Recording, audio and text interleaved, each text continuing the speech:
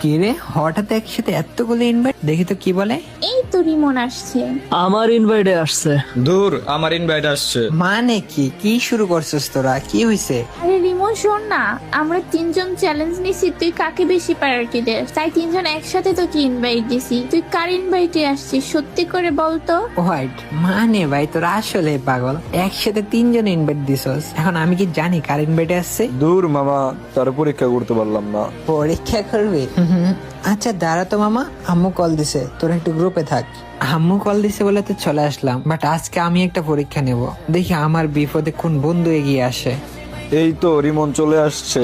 রিমন আয়, আমরা কাস্টম খেলবো।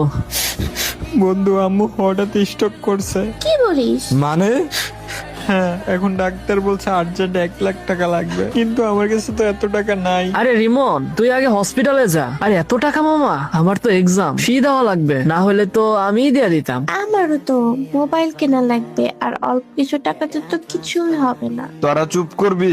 ওই কি তোদের কাছে টাকা চাইছে? দিতে পারবি না, চুপ থাক। রিমন শোন বন্ধু, আমার এক্সাম ফি আর গেম আইডি সেল দিয়ে দিব, আশা করি তাতে টাকা হয়ে যাবে, তুই টেনশন নিস না।